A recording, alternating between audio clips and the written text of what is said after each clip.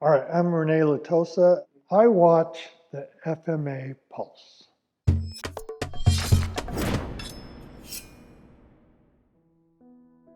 Latosa Escrima, it's a developmental system.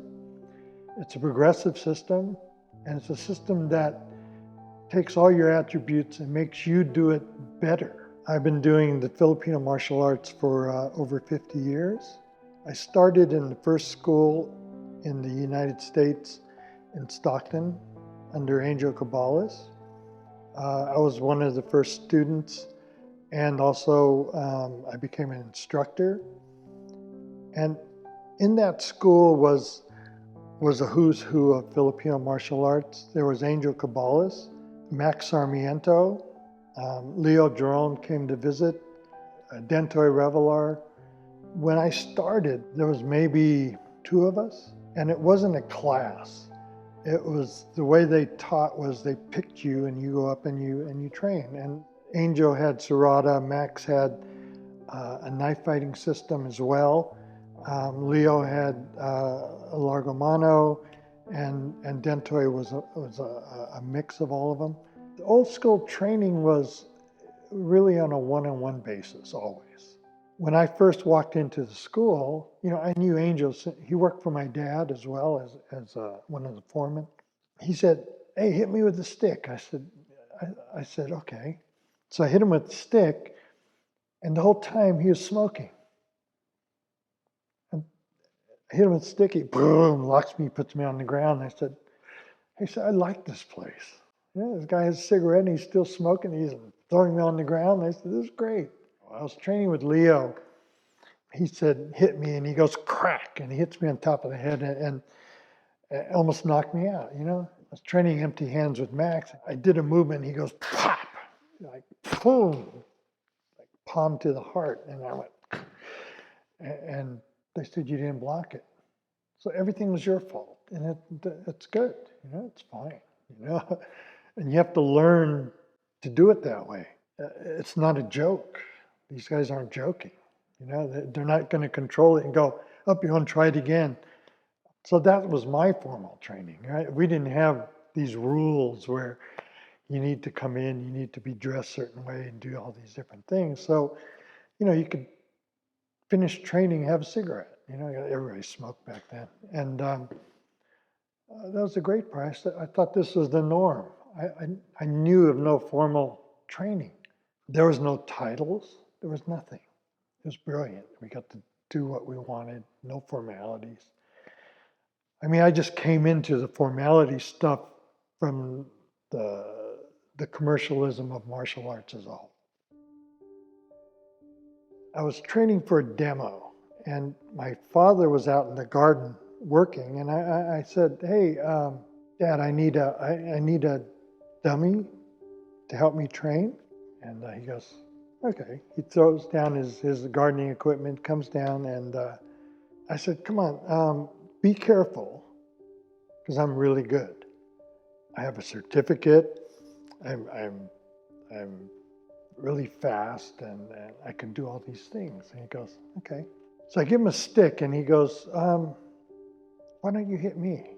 I said, "If I hit you and hurt you, you're my dad." And he goes, "No, just hit me." So I said, "Okay." I threw him a nice little hit, and I felt the stick on my head. I'm going. He goes, "Well, hit me again." I said, "Okay." I hit him a little faster, and then bang, I got another hit. And then I went after him, and then he knocked me on the ground, and I said, "Oh, crap, this stuff doesn't work." Come to find out, he was really, really good. He never told me, but everybody else at the school knew. They just never told me. I think he wanted to give me this lesson in ego. From him, I learned how to deal not in techniques, but in concepts. Making sure that you have an objective, and your objective is to win, and all the things that you do before that, the techniques and all that, are just practices that you go into the real fight with. His combat aspect of really fighting and understanding what combat really is, I didn't know. And I thought I knew because of what I learned and what I studied. But that wasn't all there was to martial arts. So he gave me this aspiration and this idea that, you know, the Filipino martial arts and the martial arts as a whole is not just about movement. It's about the way of a warrior, how he thinks, how he acts, how he diversifies what he does, and how he can react, how he can be proactive instead of reactive. And I didn't know his skill level until I went to the Philippines, and I said, I wanted to learn from somebody who's been an Eskrimador in actual combat, you know, and they said, go home, he's there. And they were talking about my dad. So I based the development of the system, because I learned from Angel, I learned from Leo, I learned from Dento, I learned from Max, and I learned to diversify my training skills. My dad owned the Filipino community building, and I used to work out there every day. A lot of the old guys would walk by, the old timers, and they would show me things. They would show me this technique and that movement and this and that. And while I was learning from one guy, there'd be another guy walking by, looking in. And when that guy left, he'd come in and say, what did he show you? And I said, well, he showed me this. He goes, this is how you beat him. And these guys were old by then, you know. And so he showed me how to beat this guy.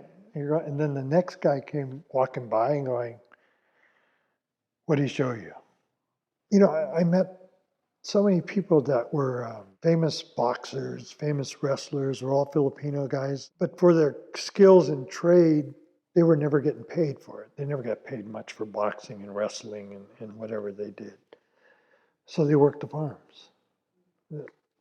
Where else could they get work?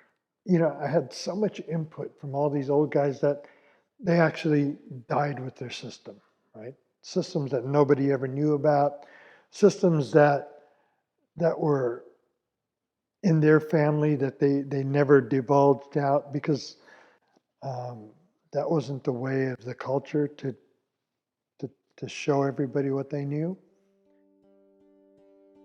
The Filipinos, I don't know if it's social or cultural, but there's a word in Visayan. It's called burot. It means that you're exaggerating, your show off and all this kind of stuff. You know, Filipinos are not, they don't show what they do, they don't show what they know, they keep things in. Everything is very family oriented, everything is tight knit, you know, because you have, you know, the history of the eskrima was cut off when the Spanish came. And so, you know, that was just part of our nature to, okay, you don't want us to do it, we'll keep it secret. There were people in the community that knew each other, but they never bragged about what they did. They never, nobody, I don't know what these old guys were doing, but they always held back this reserve in case they ever had to get into a fight. They had a secret, but they would never show it because then this guy would be able to read them. And so that's why growing up and learning from these old men that would come by and walk, they would wait till everybody's gone, come in and show me something, look around and go away. One of the older firstborn generation, you know, they were taught the Filipino arts, but they were always punished if they ever went out and showed it in a fight, because that'd be exposing themselves. So I took all this knowledge when I was in the Air Force, and I was stationed in Virginia. I was able to teach the SWAT teams out there. The first time they ever were introduced to the Filipino martial arts to law enforcement. Then I was stationed back to Europe, where I introduced the Filipino martial arts to Europe. That became the biggest training ground for me because the culture, my culture was very important to me. And the idea was that when I introduced the art to tournaments, to challenges, to different schools, I couldn't lose. If I lost, then that would be the fate of the Filipino martial arts down the tubes. Because I had a guy one time, he came at me in a challenge in Europe, and he had nunchucks, right? First came out and he's like, what do you do against this? And blah, blah, blah. So I had 2 sticks, and the guy was going, whole crowd split up, And I go, okay, boom, threw a stick at him. Went up to him, grabbed him, threw him out the door, and boom, see ya. They go, yeah, but,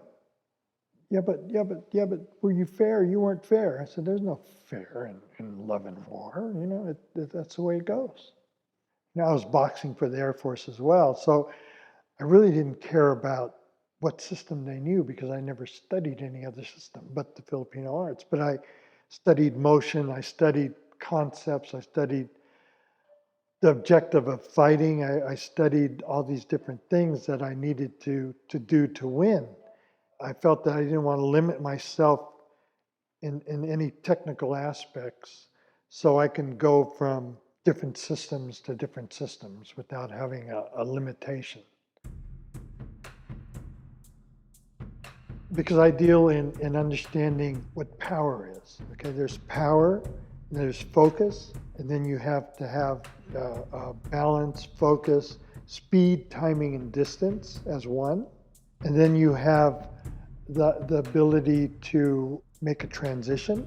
Anything that you do into a knife, into a stick, into a bottle, into a blade, into a phone, into empty hands, without changing course, right? You say, oh, I have a long stick, I have to do this.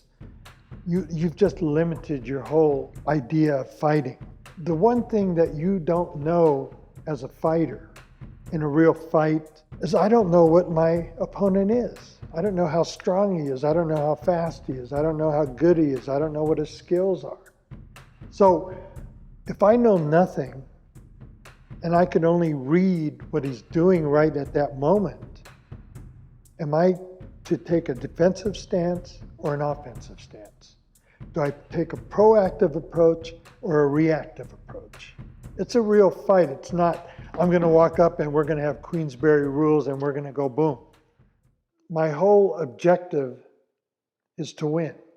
I've always visualized that my family is behind me, my kids, my wife, whoever that I love is behind me, nobody's getting at them. And if you take that sort of attitude, it's not going to be a tick, tick, tick, tick, tick movement, right? If you go tick, tick, tick, and you do things that you think that are going to work, that you've never tried out, your family's gone if they get through you. That's not what I studied the martial arts for. I studied to protect my kids, my wife, my family.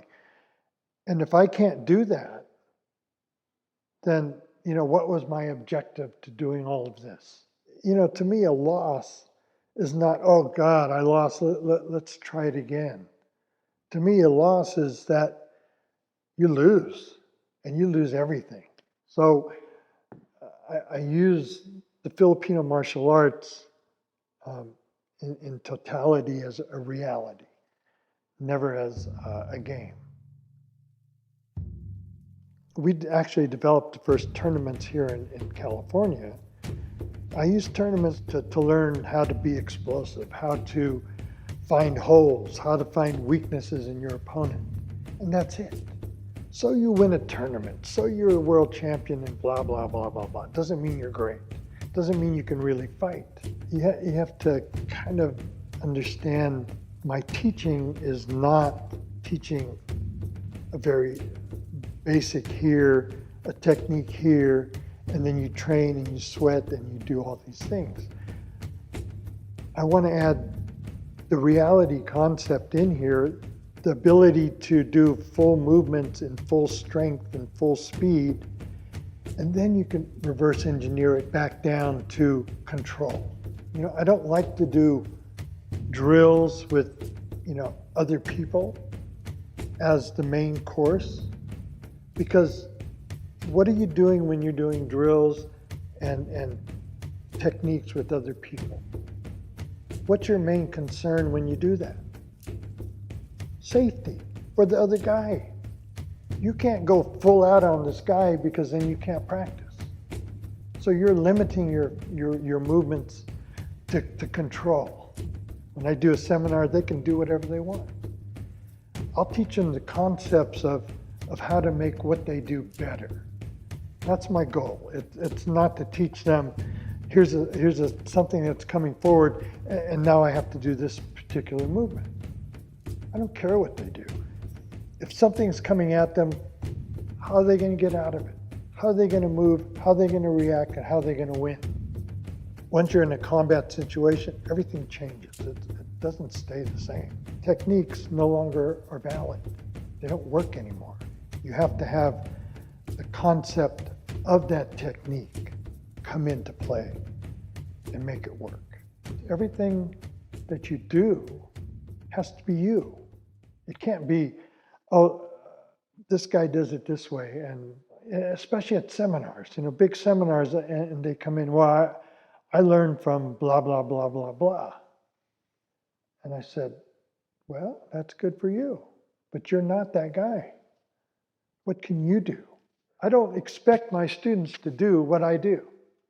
I expect them to deal with how they move based on their own self. The Filipino martial arts in a combat role, you're not there to impress and you're not there to commercialize. You're there to win.